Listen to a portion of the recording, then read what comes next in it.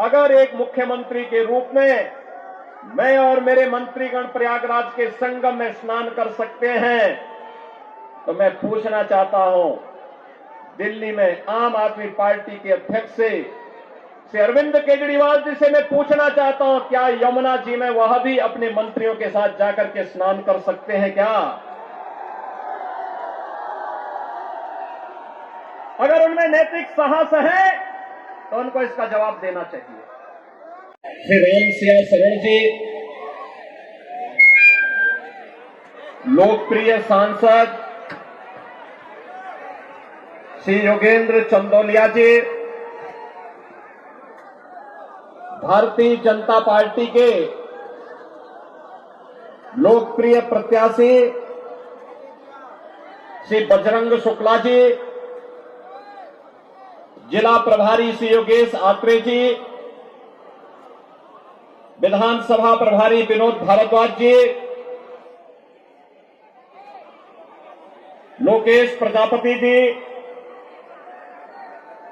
मंच पर उपस्थित भारतीय जनता पार्टी के सभी पदाधिकारीगण, किरोड़ी विधानसभा क्षेत्र से जुड़े हुए सभी उपस्थित मेरे बहनों और भाइयों, दिल्ली विधानसभा चुनाव की दृष्टि से आज मुझे आप सबके बीच में आने का अवसर प्राप्त हुआ है। बहनों और भाइयों, मैं जब दिल्ली विधानसभा चुनाव की दृष्टि से आया हूं, तो नजदीक से मुझे यहां की सड़कों को भी देखने का अवसर प्राप्त हो रहा है। मैं कल ही रात्रि को प्रयागराज से लखनऊ आया। उत्तर प्रदेश में प्रयागराज की धरती पर इस सदी का पहला महाकुंभ का आयोजन पूरी भव्यता के साथ हो रहा है। आप अनुमान करिए,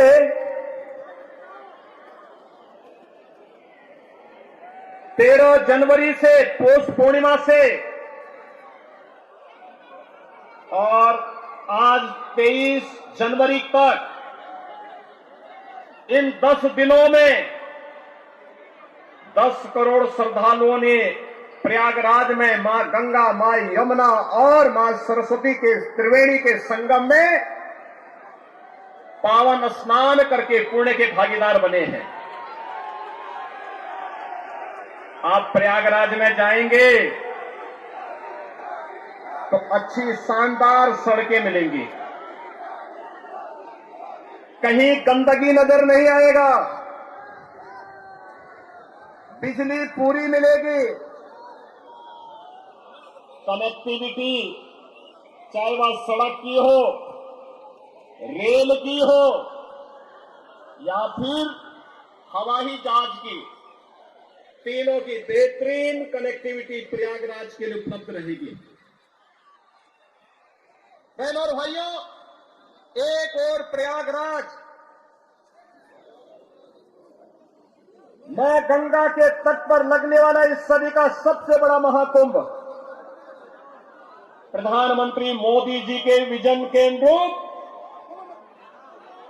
देश और दुनिया से आने वाले श्रद्धालुओं को न केवल आकर्षित कर रहा है बल्कि पुण्य का भागीदार भी बना रहा है।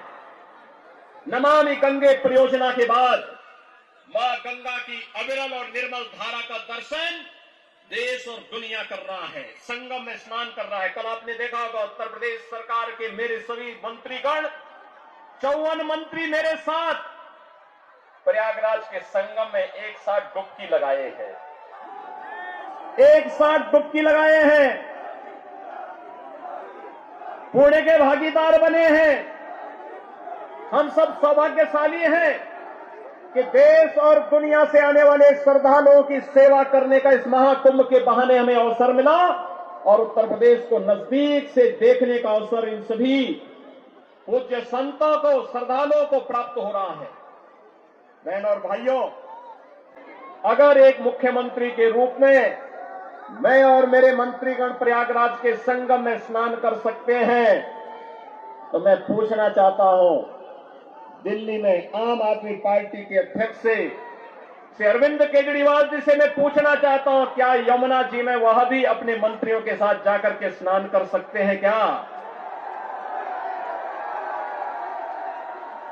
अगर उनमें नैतिक साहस है तो उनको इसका जवाब देना चाहिए। यमुना मैया को एक गंदे नाले के रूप में बदलने का अपराध क्या उन्होंने किया है कि नहीं किया है? और अगर वह व्यक्ति इस बात का अपराधी है तो फिर मुझे नहीं लगता है कि जनता जनार्दन की इस अदालत में उन्हें कोई माफी दी जानी चाहिए। वो माफी के हकदार नहीं हो सकते। बहन और भाइयों, आज जब हम लोग दिल्ली की स्थिति को देख रहे हैं, ये राष्ट्रीय राजधानी है और राष्ट्रीय राजधानी में एनडीएमसी के क्षेत्र को छोड़ दें, शेष दिल्ली में क्या स्थिति है सड़कों की, शेष दिल्ली में क्या स्थिति है सीवर की, शेष दिल्ली में क्या स्थिति है स्वच्छता की, और क्या स्थिति है पेयजल की। ये बुनियादी सुविधाएं होती है, ये बुनियादी सुविधाएं होती, हर नागरिक का अधिकार होता है इन सभी सुविधाओं पर। याद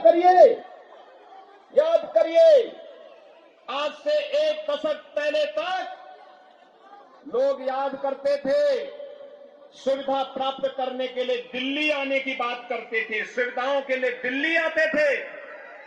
अच्छी सड़क देखनी हो, मॉडल देखना हो, मेट्रो का मॉडल जो सर्वे अटल बिहारी वाजपेयी जी ने प्रारंभ किया था, उसे देखने के लिए पूरा देश दिल्ली आता था। सड़कों की बात होती थी, दिल्ली आता था। स्वच्छता की बात होती थी, दिल्ली आता था। कोई नया कार्य होता था, उसको देखने के लिए लोग दिल्ली आते थे। लेकिन बहन और भाइयों, आज क्या स्थिति है, क्या बना दिया है? सड़क पे गड्ढा है या गड्ढे में सड़क है, कोई पता ही नहीं लग रहा है। मैं जब से चल रहा हूं यही दिल्ली के अंदर देख रहा हूं। बहन और भाइयों, ये हमने खिलवाड़ करने की चोट एक व्यक्ति को और उनके गिरोह को क्यों दे दी है? स्वच्छता की स्थिति कितनी दुर्गतिपूर्ण है। कूड़ा का ढेर पड़ा हुआ है, गंदगी का ढेर बना हुआ है। दिल्ली राष्ट्रीय राजधानी के अंदर इस प्रकार की दुर्गति हो, सीवर बह रहा सड़कों पर, हमारे वाहनों को भी उसी सीवर के बहते हुए सीवर से गुजरना पड़ा। और अभी तो पेयजल का भीषण संकट आने वाला है। दिल्ली में आम आदमी पार्टी की सरकार का पाप का भुक्तभोगी हमारी पावन मथुरा वृंदावन के श्रद्धालुओं को और संतों को भी उठाना पड़ता है। वहां मां गंगा एक गंदे नाले में बदल करके जाती है। जब भी नमामि गंगे परियोजना के अंतर्गत मां यमुना की शुद्धता की बात आई, स्वच्छता की बात आई, तो अरविंद केजरीवाल एंड कंपनी ने कोई सहयोग नहीं किया। एक सहयोग नहीं करना चाहती, कोई विकास का कार्य नहीं करना चाहते, किसी विकास की परियोजना का मौके पर जाकर के भौतिक सत्यापन नहीं करना चाहते, जनता को बुनियादी सुविधा मिले, उसका अधिकार प्राप्त हो, ये वे काम नहीं करना चाहते। इनका तो एक ही कार्य है, प्रातः काल होते ही सोशल मीडिया पर झूठे ट्वीट करना, झूठी फिल्मों का प्रदर्शन करना, झूठे प्रेस वक्तव्य और प्रेस वार्ता के माध्यम से केवल गुमराह करने वाले वक्तव्यों को देना। जितना समय झूठ बोलने की एटीएम के रूप में आम आदमी पार्टी और उनके नेता समय बर्बाद करते हैं, ये झूठ का एटीएम बनने की बजाय अगर उन्होंने जनता की जन सुविधा और विकास के बारे में सोचा होता तो 10 वर्ष में दिल्ली की कायाकल्प हो गई होती। दिल्ली बदल गई होती, लेकिन बहन और भाइयों, दिल्ली बदलने की नहीं, इन लोगों ने दिल्ली को तो एक कूड़ा घर बना दिया है, दिल्ली को व्यवस्था का एक अड्डा बना दिया है। आजकल मैं सुन रहा हूं अपने भाषणों में से अरविंद केजरीवाल जी बार बार उत्तर प्रदेश की चर्चा कर रहे हैं, लेकिन उनको भूलना नहीं चाहिए, अब मॉडल के रूप में उत्तर प्रदेश को लोग देख रहे हैं। मैं पूछना चाहता हूं, दिल्ली के अंदर भी ओखला औद्योगिक क्षेत्र है और पिछले 10 वर्ष में उद्योग ना के बराबर लगे हैं, कोई सुविधा नहीं, कोई सुविधा नहीं। आम आदमी पार्टी ने एक सुनियोजित साजिश के अंतर्गत ओखला दिल्ली के अंदर उद्योग तो नहीं लगने दिए, कोई रुचि भी नहीं ली, लेकिन इसमें बांग्लादेशी घुसपैठियों को, रोहिंग्या को जरूर बसाने का काम किया है। आम आदमी पार्टी के नेताओं के घर में आधार बनाने की मशीन के माध्यम से आधार बांटे जाते हैं इन बांग्लादेशी घुसपैठियों को, और दूसरी तरफ उत्तर प्रदेश में न्यू ओखला के रूप में नोएडा की तस्वीर भी आप सबके सामने है।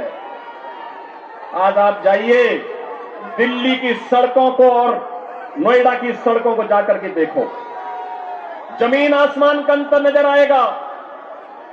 दिल्ली की सड़कों को और गाजियाबाद की सड़कों को जाकर के देखो, जमीन आसमान का अंतर नजर आएगा। उत्तर प्रदेश के शिक्षण संस्थानों को, उत्तर प्रदेश के मेडिकल कॉलेजेस को और दिल्ली के अंदर यहां की राज्य सरकार के द्वारा चलाए जाने वाले वे जर्जर विद्यालय के भवनों को देख करके आप अंदाजा लगा सकते हैं कि बच्चों के भविष्य के साथ इनका व्यवहार क्या है। बहनों और भाइयों, एक सुनियोजित साजिश के तहत दिल्ली की जनता को तो इन्होंने जन सुविधाओं से वंचित रखा ही, साथ साथ राष्ट्रीय सुरक्षा के साथ खिलवाड़ भी इन्होंने उन अपने शरारत भरी कृत्यों से किया है। आपने देखा होगा 2020 में दिल्ली के अंदर किस तरीके से दंगे करवाए गए और आम आदमी पार्टी के पार्षद और उनके विधायकों की संलिप्तता इस पूरे षड्यंत्र में सामने आई थी। ये लगातार राष्ट्रीय सुरक्षा के साथ खिलवाड़ कर रहे हैं। स्वाभाविक रूप से जो अपने गुरु सरदे अन्ना हजारे को धोखा दे सकता हो, वह व्यक्ति जनता को भी धोखा देने में माहिर होगा। देश को भी धोखा दे रहे हैं, जनता जनार्दन को भी धोखा दे रहे हैं। लगातार अपने वक्तव्यों के माध्यम से ऐसे ऐसे वक्तव्य जारी कर रहे हैं जिसमें अब मैं विश्वास के साथ कह सकता हूं कि दिल्ली की जनता आने वाली नहीं है, और मैं यही अनुरोध करने के लिए आया हूं। बहनों और भाइयों, मैं आपको एक बात और कहना चाहता हूं, जो यहां पर आम आदमी पार्टी की सरकार और आम आदमी पार्टी जो लगातार कह रही है, ये लगातार एक बात तो कह रही है कि इन्होंने यहां पर बिजली दी है। बहनों और भाइयों, एनडीएमसी का क्षेत्र जहां बिजली मिलती है 24 घंटे, वह गृह मंत्रालय और शहरी विकास मंत्रालय भारत सरकार के अंतर्गत आता है। शेष दिल्ली में पावर कट देश के किसी भी बड़े महानगर से, किसी भी नगर से ज्यादा पावर कट है। मैं कह सकता हूं उत्तर प्रदेश की आबादी 25 करोड़ की है। हर जिला मुख्यालय को 24 घंटे की बिजली आज के दिन पर हम दे रहे हैं, और बिजली का पर यूनिट दाम उत्तर प्रदेश में एक सामान्य उपभोक्ता के लिए अगर है तो यह 3 से 3.5 रुपए है, इससे ज्यादा नहीं है। दिल्ली में यही 9 से लेकर 10 रुपया है, यानी उत्तर प्रदेश से 3 गुना पैसा लेते हैं, लेकिन 24 घंटे बिजली यहां पर नहीं दे पा रहे हैं। बहनों और भाइयों, मैं केवल आपसे एक बात कहना चाहता हूं, जो लोग आपके साथ खिलवाड़ कर रहे हैं, आपको जन सुविधाओं से वंचित कर रहे हो, दिल्ली की पूरी तस्वीर को बदसूरत कर रहे हो, राष्ट्रीय सुरक्षा के साथ खिलवाड़ कर रहे हो, ऐसे लोगों को सत्ता में दोबारा आने का कोई अधिकार नहीं होना चाहिए, कोई अधिकार नहीं होना चाहिए। आज आपके सामने भारतीय जनता पार्टी की डबल इंजन की सरकारें आपके पास काम करती हुई अगल बगल के राज्यों में नजर आ रही है। उत्तर प्रदेश है, हरियाणा है, राजस्थान है, मध्य प्रदेश है, छत्तीसगढ़ है। इन सभी राज्यों में जाकर के देखो। मैं कल एक न्यूज पढ़ रहा था कि पंजाब की कुछ बहनें आम आदमी पार्टी के कार्यालय का घेराव की है, अरविंद केजरीवाल के घर का घेराव की है, और ये इस बात को लेकर कही है कि जो वायदा किया था इन्होंने पंजाब में सरकार बनाने के पहले कि 1000 रुपया हर महिला को देंगे, ये दिया ही नहीं, और वे महिलाएं इसमें घेराव करने के लिए आई थी। इन्होंने यहां पे दिल्ली में भी घोषणा की कि मुल्ला और मौलवी को यहां पर पहले से ही ये लोग वेतन देते थे। आज दिल्ली की आर्थिक स्थिति इतनी बदहाल कर चुके हैं कि उनको भी कई महीनों का नहीं मिला, और जब वहां से हो हल्ला शुरू हुआ तो इन्होंने उसको डाइल्यूट करने के लिए कहा कि हम पुजारियों को भी देंगे। बहन और भाइयों, मैं पूछना चाहता हूं अरविंद केजरीवाल जी से और उनकी पूरी टीम से, क्या किसी मंदिर के सुंदरीकरण की कार्य योजना को उन्होंने कभी आगे बढ़ाया? कभी बढ़ाया?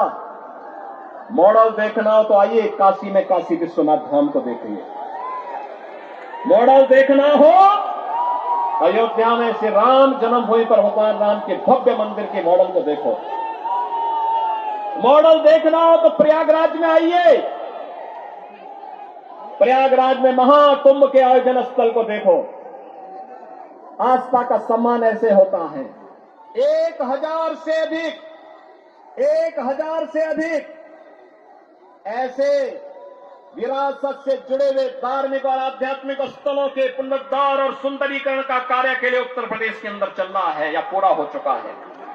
बहनों और भाइयों, यहां पर आम आदमी पार्टी आपकी भावनाओं के साथ खिलवाड़ कर रही है, लेकिन वे भत्ता देने की बात और मानदेय देने की बात करते समय भूल गए कि उन्होंने बौद्ध मठों से जुड़े हुए भंतों को छोड़ दिया है। बनते भी पाए इसकी उनको चिंता नहीं।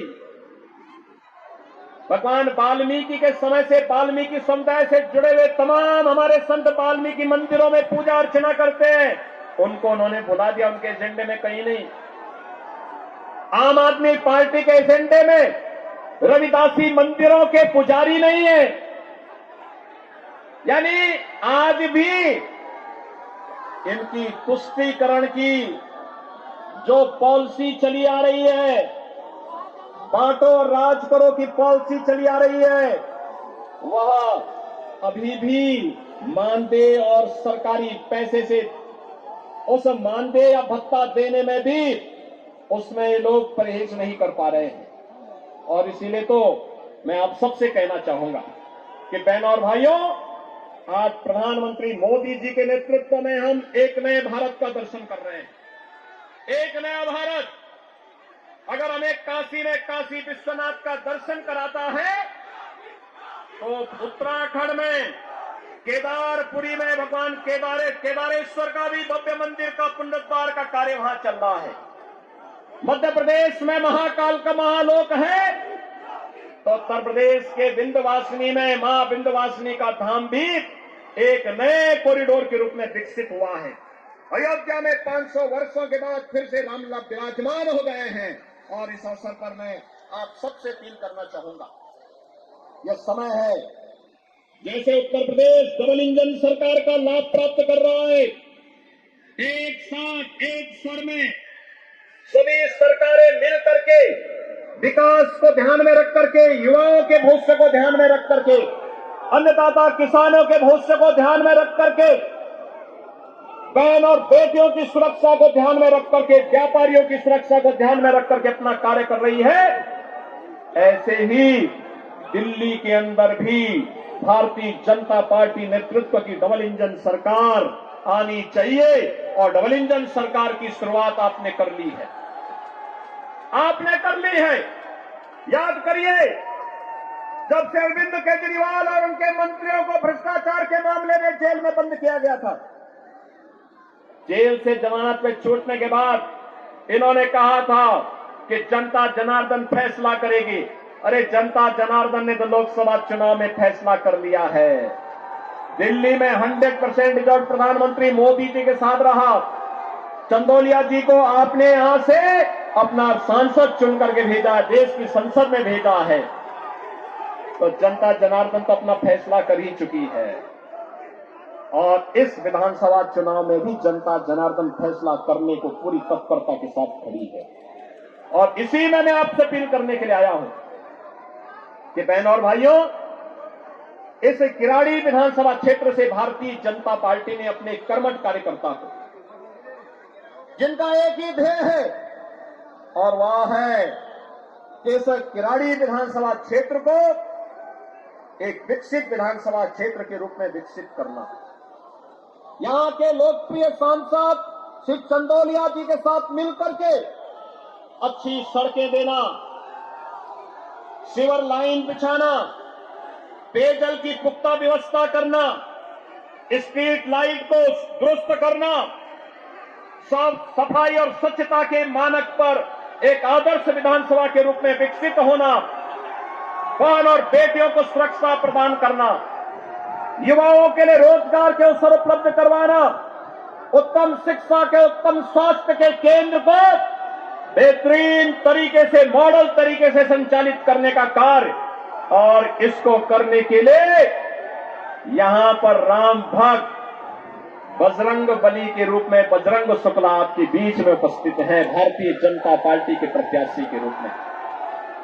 मेरी आप सबसे अपील है कि डबल इंजन सरकार से ही दिल्ली की कायाकल्प होगी और डबल इंजन सरकार के प्रतिनिधि के रूप में बजरंग शुक्ला को दिल्ली विधानसभा में चुन करके भेजें।